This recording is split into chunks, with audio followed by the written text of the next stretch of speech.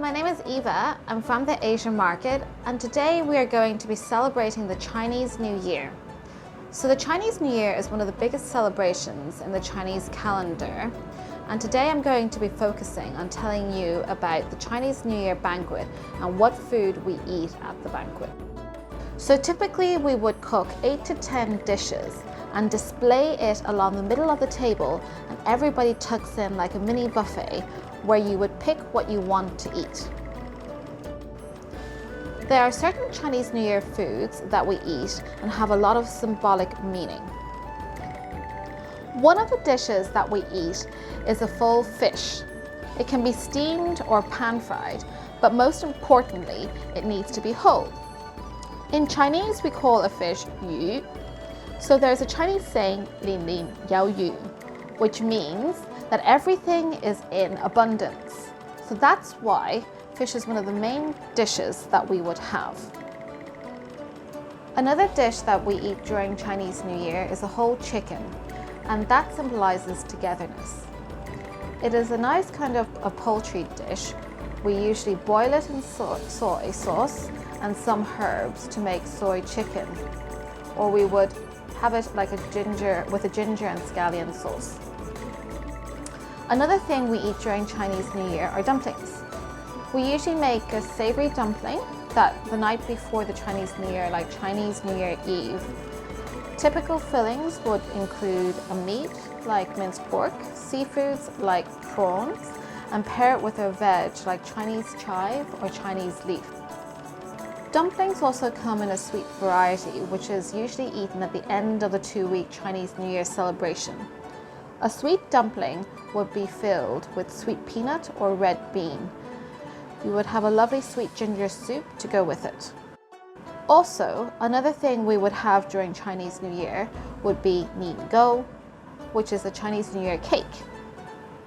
Depending on where in China you are from, in northern China, they like to make a savory Chinese New Year cake dish, which is usually thinly sliced and stir-fried with veg and soy sauce. In southern China, like in Hong Kong, they prefer a sweet New Year cake. They would incorporate some palm sugar into the New Year cake while making it and steaming it. But today, I'm going to be showing you how to make a Chinese New Year savory dumpling. It is going to be my own family recipe, and we are going to be using pork, some prawn, and some Chinese chives, which is going to give it a lot of flavor. So, let's go and chop.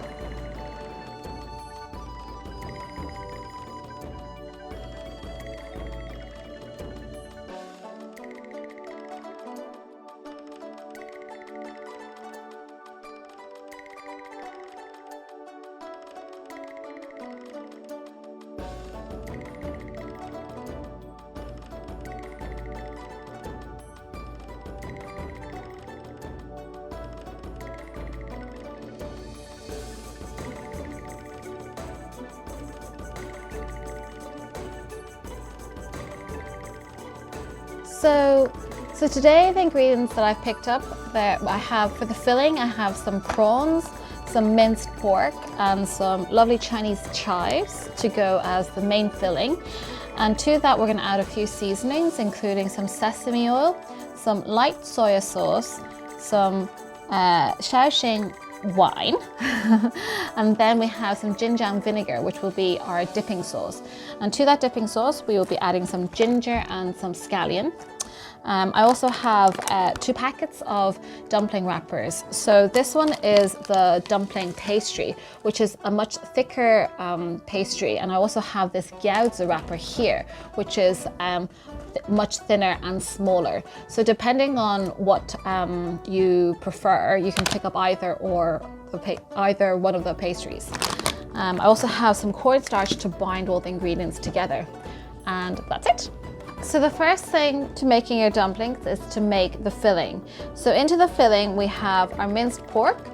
Usually for minced pork I would choose a slightly fattier type of minced pork. So definitely choose something with a fat content of 10% or more. This makes a juicier type of dumpling.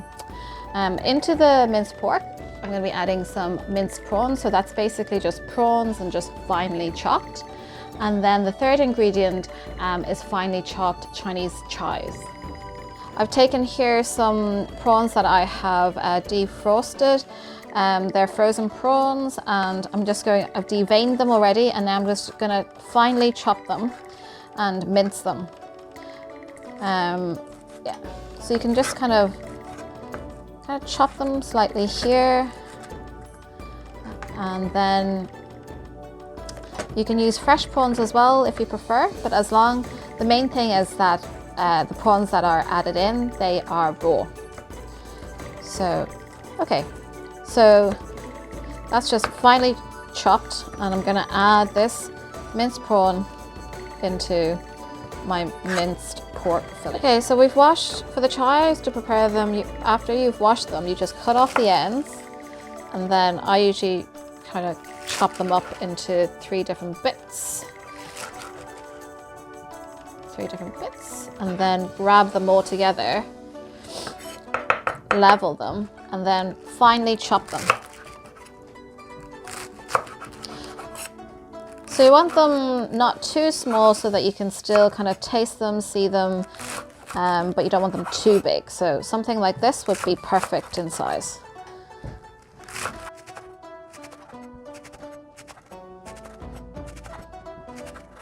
So the aroma that you get from these Chinese chive is just so nice and strong, and that's why it's usually chosen as kind of like a vegetable to go in with the minced pork.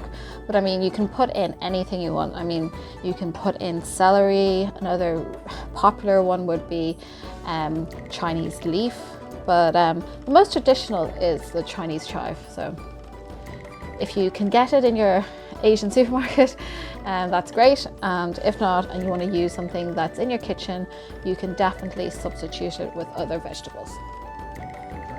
So into the minced pork, I'm just going to add in the minced prawn and some of the Chinese chives.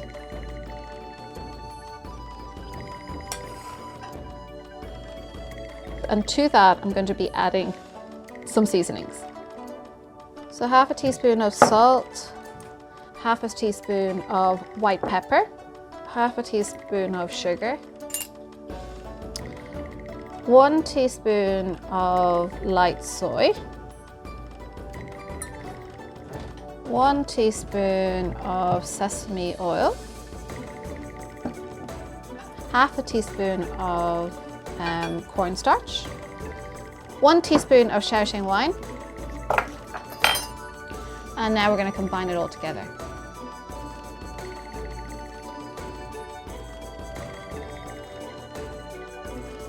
So now is the fun part. Now we're going to start wrapping the dumplings. So I'm going to take a dumpling wrapper, put it in the palm of my hand, then you take half a tablespoon of the dumpling filling. You don't want to have too much in it because you don't want the dumpling to kind of burst or open up while cooking it. So then to the dumpling wrapper, I'm just going to wet the edges using some water. And then I fold it in a half moon shape, and then you can start making little pleats. So this is the fun part. You can make it with your kids. You can kind of make as many pleats as you want, or only make a few, or no pleats at all. But it is said to be the more pleats you make during the Chinese New Year, the luckier you will be in the new year. So this is my little dumpling, all done. So you just want to make sure that it is, that there's no kind of filling or no air bubbles, or that when cooking that, you know, it will open up or burst up, because then the flavor of the dumpling inside will be lost. So now I'm going to show you how to cook the dumplings. In a pot of boiling water, you add your dumplings into the hot water.